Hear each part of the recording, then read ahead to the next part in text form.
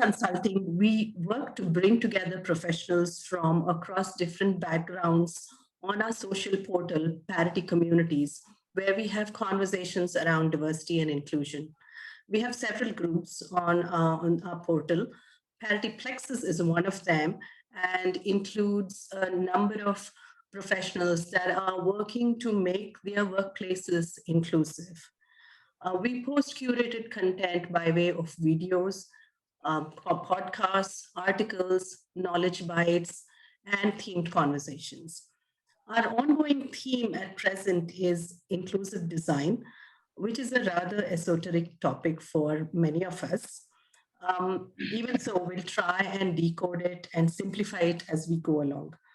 Today we have Sapna Behar, director and founder at Icarus Nova with us, and she will share with us some of her thoughts around the topic. She has a background in design and engineering. Her single minded focus in the healthcare space has led to strong and enduring relationships and a close understanding of the ecosystem. Sapna's commitment to process and a rigor for detailing helps her move between design and engineering teams very effectively. Her passion to solve problems that matter finds ample echo in the healthcare space. So, thank you, Sapna, for joining us and talking to us today on our ongoing theme of inclusive design. Thanks for having me, Jyotsna. Happy to be here.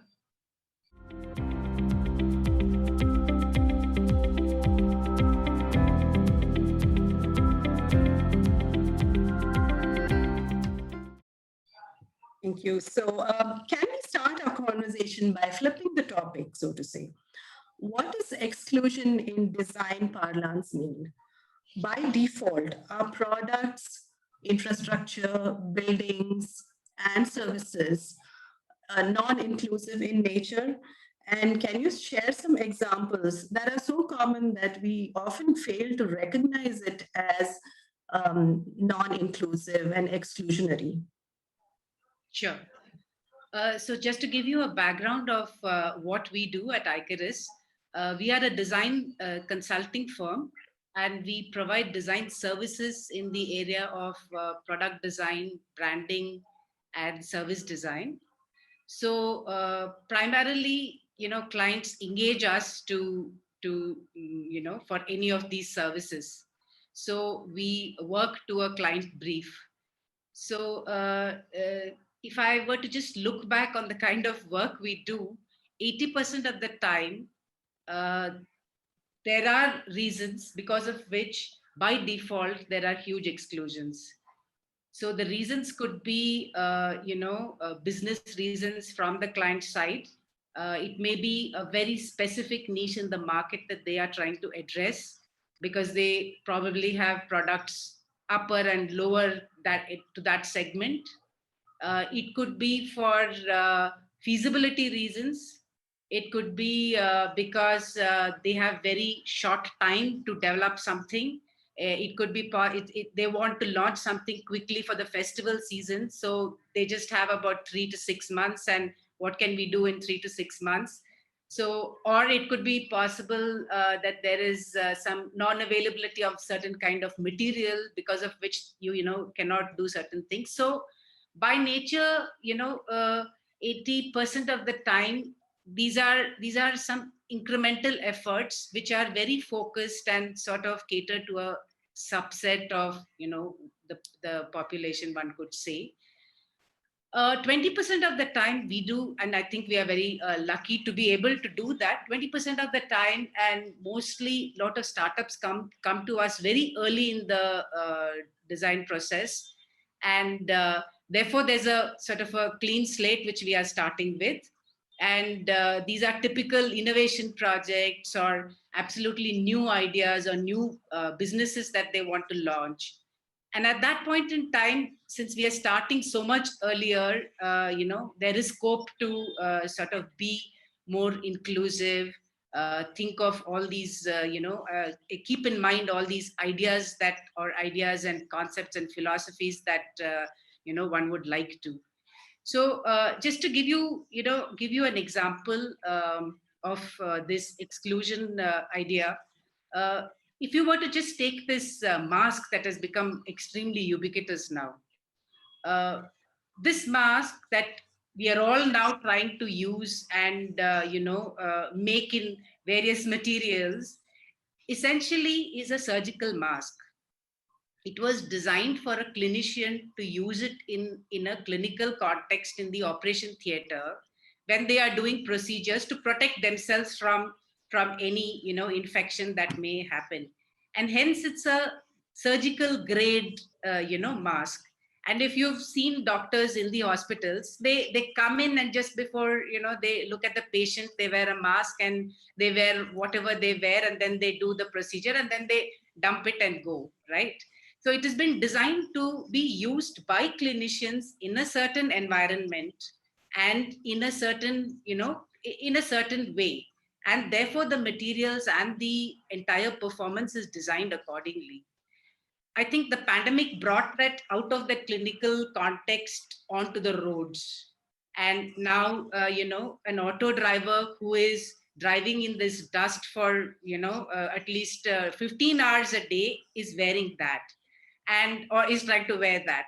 Or for that matter, an elderly person with asthma is trying to wear that. So you see that the context is completely changed, but the product is now got placed here, and therefore even normal people cannot wear it for a long period of time because it's not been designed for long hours of usage. What about people who wear glasses, and therefore there's a lot of fogging because it doesn't take care of that. What about people who are probably wearing hearing aids, and how does this thing going around your ear affect them? And maybe an extreme case is how about some people who kind of rely on lip reading to actually completely comprehend what's going on. You're not able to now see, right? So I mean, the point being that that's a design which has been very focused and designed for a particular use case. And that now when you kind of broaden the utility of that design, it really is something that needs to be rethought completely. And I mean, just as a sort of counterpoint to that, Nike has just launched a new, product called Flies, and it's all over the social media, and everybody is talking about it. If you look at the product, it's an extremely aspirational product for any athlete, and for anybody who wants to buy a sneaker, it is in consideration. But but it came from the fact that it was Nike wanted to address the problem of a 12-year-old boy who's a cerebral palsy patient, but has been able to become quite independent and has integrated well into society, except for the fact that he couldn't tie his own shoelaces. So he used to be dependent on his parents to do that. And so here's a case where actually that is the genesis of the design, and it is actually acceptable to a very very wide population. And so these are the kind of contrasting approaches to product design, where or for that matter any design, where either you take a narrow sort of a population group and make it very effective for them, or you start somewhere else and then broad base it for a wider population. Yeah. Yeah. Largely it is exclusive. That's the fact of Very interesting. And those numbers are very telling that 80% of the time it is. It's also probably because we are a service industry, so we maybe that's the kind of work that comes out, Right. and third parties provide that kind of work. But it is more or less in that that kind of. Yeah, but also some happy outcomes, like you said, when it is designed for a niche group, it can still be widely used, because certain other use cases happily also fall within the design Right. specs. Right. Very interesting. So I was reading this book called Invisible Women: Data Bias in a World Designed for Men by Caroline Criado Perez. It's a very interesting book. Uh-huh. And she talks about lack of data about women since we live in a world that has been designed by men for men. And there's no great conspiracy around this. It's just that women have been historically invisible, especially in terms of in a scenario where they are testing products, where usually products have been tested for the average man Yeah. and the average Western men, because most products have come from there. Most innovation happened there. Yeah. For example, cars and all the safety mechanisms that come with cars today, airbags, seat belts, they've all been tested for the True. average sized man and not so much keeping in mind a woman True. or even children. And most of the time today, drivers and passengers can be women and True. smaller sized children. Happily, though, lately, I think Volvo, Mercedes have taken testing to another level, and they've been doing multiple enhancements to ensure that these so-called safety features are more woman-centric and child-centric. I also read that Volvo, in fact, is at the forefront where they are testing for airbags, of course, that inflate from the side instead of from the front, and they're also testing their steering wheels and seat belts on the effect that it has on a pregnant woman and her unborn child. So that's I thought very, very interesting.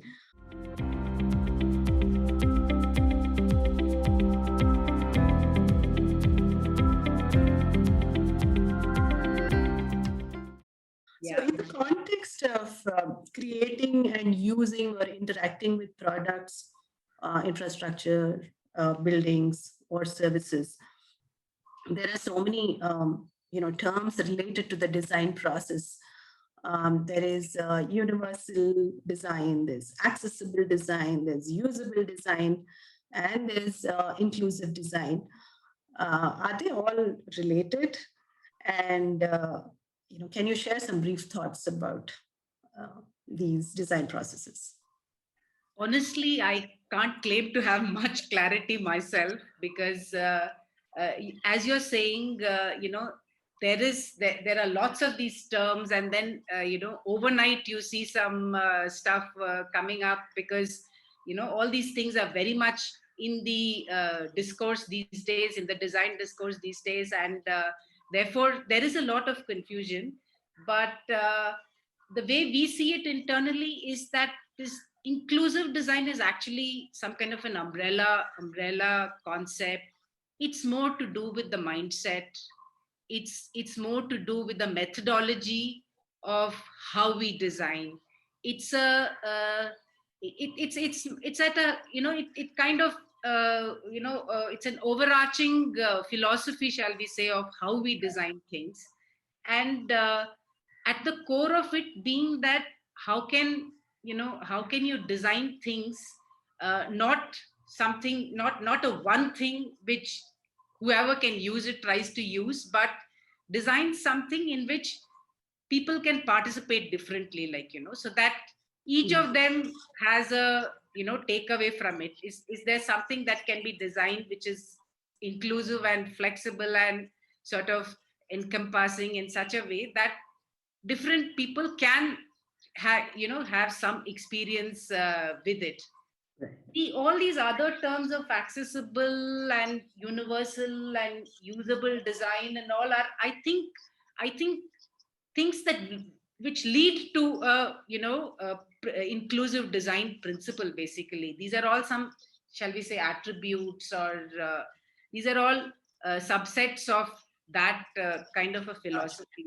Like accessibility is very specifically to do with some differently abled people, and how can they participate in that, in thing. And universal design is trying to come with that, common denominator, which is, which can cut across many users. Usability is about making it very intuitive and user friendly. So all these are all things that are under this umbrella of thinking, this inclusive design thinking, if we can say. Mhm. So I mean, this is how we've kind of simplified it for ourselves, but each of this is a science by itself. Like if you just want to make something accessible, it is a science by itself, and there are many things that come under that. But the mindset, I think, is what is inclusive design, that kind of covers all this.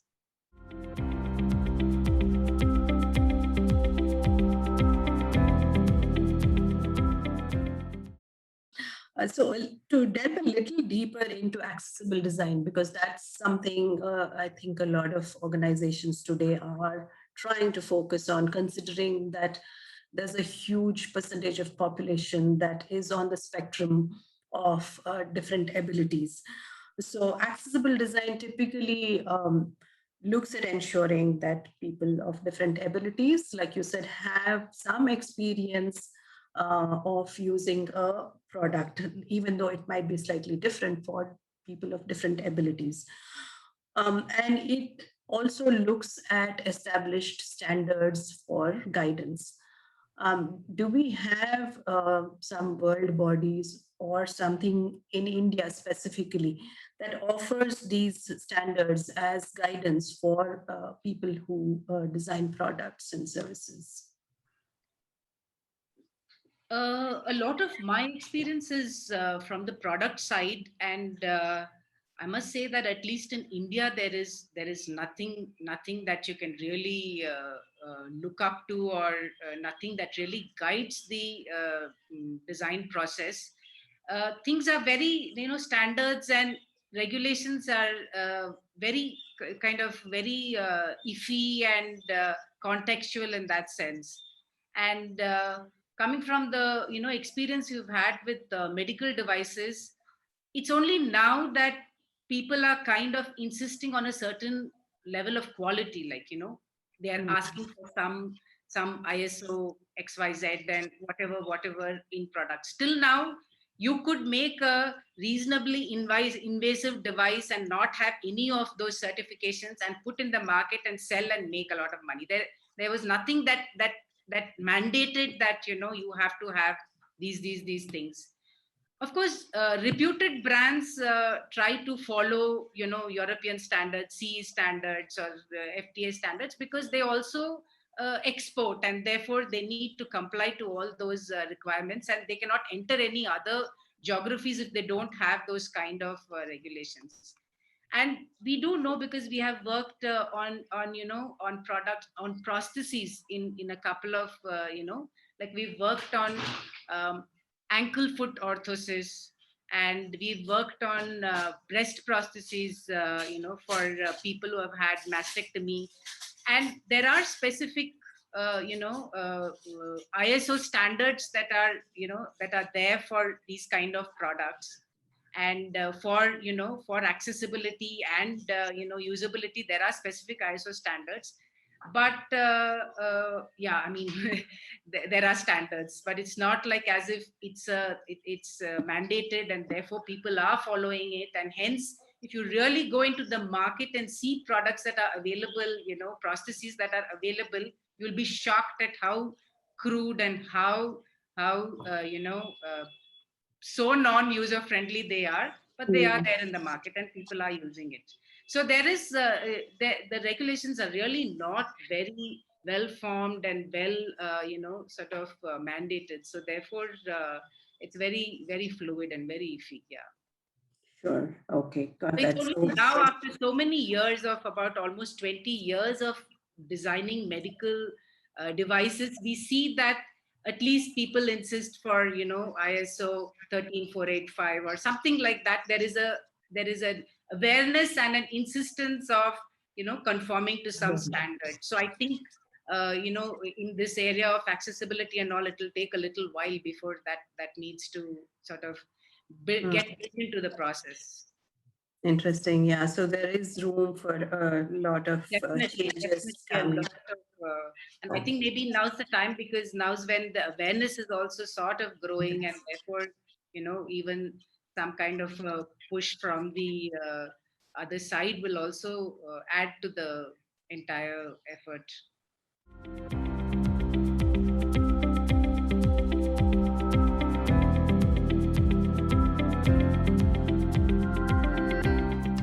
So, yeah, coming to medical device development and design that you do at Icarus. You design them to be professional, which means the ease of use for the health worker or the medical staff is one consideration. And also you want to make sure that it's non-threatening to the patient. I can imagine as a patient, if something, is pushed down my throat or, up the nose or whatever, it can be very, very, alarming. So, what are some of the things that you do from a practical standpoint, if you can give some examples, to ensure that it is at least a comfortable experience, if not a great experience, when they have to undergo these tests or whatever it is with the equipment? So I think as an organization, and as sort of having been in this practice of design for these many years, we've kind of evolved a process for ourselves, and whether or not it is sort of asked for by the client, or whether or not the project really sort of requires it, we do follow these steps, because we've realized that the outcomes are definitely much more much better if we do follow this process. So first of these three processes is that is about research, is about design research. And a lot of people are now kind of terming it as radical empathy and stuff like that, but we've been doing this for almost 20 years now. And this part of the this is the initial part of the exercise, initial part of a project, where we actually try to understand the needs, the user needs, in a very, very one-on-one and in-depth manner. So literally, to give you an example, in a recent project that we have done, which is management of diabetes and hypertension, for the first 2 months, we recruited about 15 patients, 15 people onto this radical empathy phase, where the 15 people range from somebody who's just going to get diabetes, or what they call the pre-diabetes stage, to somebody who's already got side effects of diabetes and has got diabetic neuropathy and stuff like that. So there are 15 people we recruit on to the, for this research. And we kind of follow the lives of these 15 people for almost 2 months. So we kind of, lots of companies abroad are calling this process radical empathy. We call it life staging, but essentially we create a kind of a test bed where we can be with the patient through their journey of trying to handle their diabetes and hypertension, so that we really try to understand the nitty-gritties of what they are facing, what are the issues, their what is good for them, what is bad for them, what gives them a high, what makes them depressed, just living the life of somebody who has diabetes and hypertension for a period of time. So this is one thing which we have kind of embedded in our process, and it really gives us quick understanding of all the problems that the user is going through, gives us great insights on where small interventions can design interventions can help, and how it can be also adopted by the user. So this is one process which we really sort of very religiously follow, which is trying to understand all the functional needs, the psychological needs and things like that. Then after we finish this research is when we are kind of synthesizing all that we understood from the research. At that point in time, we always have a sort of a diverse team working on it. Mm. We make sure that the creative process is not something which, which we just put one designer or two designer to just sort of come up with something. As much as possible, we put in multiple viewpoints there, because that has also again helped us to synthesize our understanding into diverse ways, into many, many kind of options. So essentially what I mean is that we first open up the whole problem, so that we have a kind of a very a bouquet of ideas. And then of course, then comes all the constraints that the client may bring in, and and then that's a process of so this a diverse team, to work on everything, is also one thing that we quite religiously follow. And the third is quickly start making and testing. So as soon as you have some ideas, and as soon as you have some hypotheses, or as soon as you have some beginnings of a solution, we start prototyping and testing. If it is products, then we do rough mock-ups and take it back to the people who need to work with it. Or if it is digital intervention, then we quickly mock up something. And then so essentially, the sooner you start making it real and testing, the better it has been to sort of kind of have kind of reach some kind. It also helps the client, because then they are seeing some physical manifestations. It's not just beautiful concepts in paper. And that's where beautiful concepts in paper will not be the same when they start becoming real. So make it real as soon as possible. So that's the other. So I mean, of course, there are many other finer things that we do follow, but these are three large buckets that we try and bring into every project, so that we get better ideas, more innovative outcomes. Yeah, very interesting. Radical empathy, diverse team members, and fast prototyping and testing. Test and iterate. You have to, Multiple you also have iterations. to understand that you will never get it right the first time. Nothing is ever like the solution for that thing. Like, it's always a iterative process, and it can always be better. So quickly start seeing it, testing it, iterating it, and that way you can get in more inputs, more real inputs, Right. and converge to where what you need to eventually then build and manufacture. Right. This actually reminds me of an organization that was trying to do better by their differently abled workforce, and they had one day where many of their employees were given wheelchairs, and they were asked to spend the whole day on a wheelchair.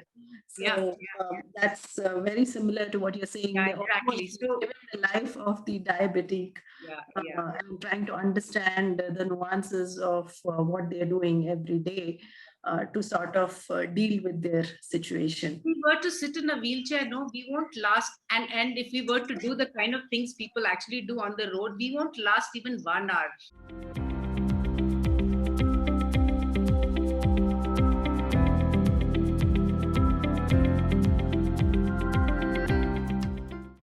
So I think I'm coming towards the end of our discussion with one, point that I want to make, and a further question on that. So typically, the basis for inclusion has probably been philanthropic, but slowly organizations are realizing that it makes business sense to be inclusive, because obviously, when you design products and build services that are inclusive, your market share increases. For the longest of times, I think even from small appliances and small devices perspective, left-handers had been ignored. right? Things like pencil sharpeners, um, maybe scissors, Scissors, yeah, box yeah, cutters, yeah. wine bottle openers. But today, happily, there are sections for the lefties. And even on Amazon the other day, I discovered a whole range of products for left-handers. So that's a happy sort of turnout recently. And obviously, to some extent, therefore, inclusive design, we can say, is gaining more importance. And especially in the digital world that we live today, a lot of apps are also focusing on accessibility by different people of different abilities. So, why do you think it has taken so much time to get here? Was it expensive to do this earlier? Today, is it because the technology exists, or there are more conversations because there is more awareness and there's more vocalization about being inclusive? And where do you think inclusive design is headed as we go forward? Yes to all your questions, but I think primarily there's a huge divide. Was a huge divide between the physical and the digital.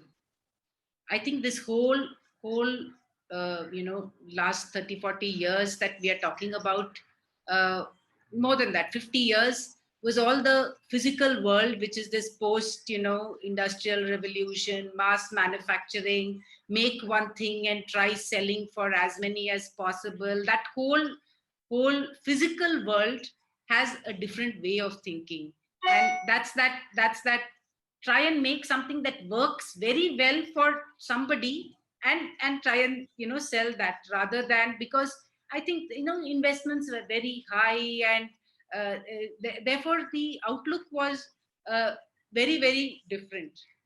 The digital world operates absolutely diametrically opposite, because here there is ability to customize to every individual. The app can say, hello Sapna, welcome back, like Duolingo says, hi Sapna, haven't seen you in so long. That's the level of customization that's possible in the digital world. So for a while, these two things were just operating in parallel. But I think in the last 10 years and 15 years or so, this is completely merging now. Like, in the sense, there is nothing, which is only physical now. Practically all, everything physical has something, some chip in it, something that's talking to the cloud or whatever. And therefore, technologies, digital technologies, and even, technologies like rapid prototyping has made this whole thing of customization possible. Like, earlier you have to invest in a tool which had to do a million pieces, Hmm. but now you can think of something that you can do for 500 people, 1,000 people, and then many 500s and many thousands like that, because there are other methods of making and producing. And so technology has definitely sort of bridged this gap, and it's creating a space for something completely new now. Even packaging of a product is not just a dumb packaging anymore. It has something, and if you flash the mobile around it, you can see the calories in that product that you're buying, and everything is sort of getting some uh, there are some trays for products in which there's a QR code, and then if you scan the QR code, it will take you to some place where you can everything is sort of and of course, serious products are building in capability, connectivity, so that data is constantly up there. So the divide is kind of now getting bridged with a completely sort of new set of products and set of things that are coming up. So what's happened is a lot of ideas from the digital world, which is all these things of inclusivity and being able to customize for everybody's needs, are all kind of percolating here. some ideas from the old world is also, sort of going up more in terms of, brand and trust, and how do you build trust in something which is so short lived, like apps come every morning and disappear every evening. So there are some things that are kind of moving up as well, but a lot of these ideas are now coming into products and spaces, and and built environments. So I think you'll see a lot more of ideas like inclusive design and all getting more traction now, and digital is going to be able to make Maybe. that possible. Yeah. So I think, yeah, it's an exciting time. Even in terms of product design, we see that there is nobody is coming with just a product which is now going to sit by itself and do something, like other than, of course, things like tools and all, which are used for some very functional purposes.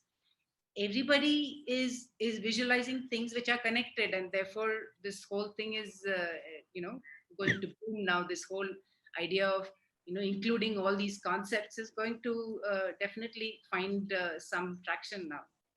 Yeah. So it's an exciting time for for product designers, definitely, and a lot of designers, because a lot of these transdisciplinary kind of approaches now, and exciting times. Yes.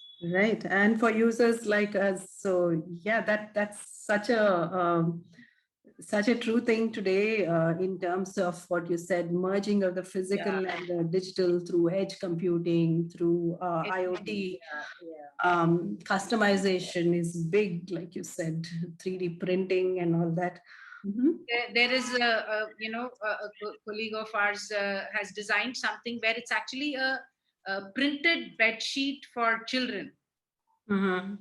But if you kind of show the mobile phone, if you have that app in the mobile phone, it starts telling you different stories. Like, so there are characters on the bed sheet. So there's an elephant, and if you point at the elephant, one story opens on the on the digital device. Device. So like that, there are many. Otherwise, bed sheets were bed sheets were bed sheets, but then now you see that it's getting a different life altogether, and a different utility altogether. Right, right. I mean, Bedtime stories that's can so be very interesting. much easier now, and I mean, of course, there's another side to it, but that's a different conversation.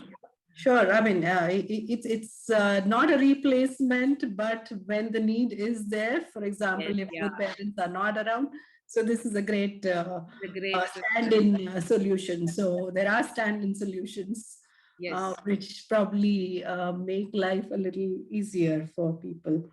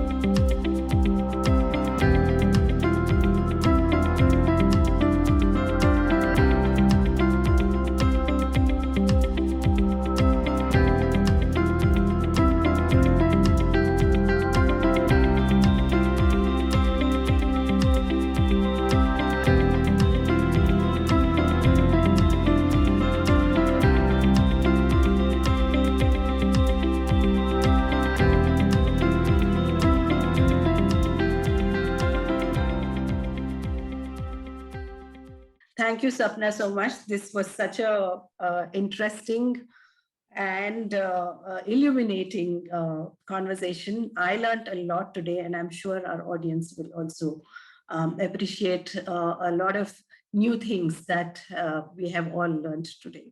Thank you. Thanks a lot, Jyotsna, for having me. Enjoyed this session. Thanks a lot.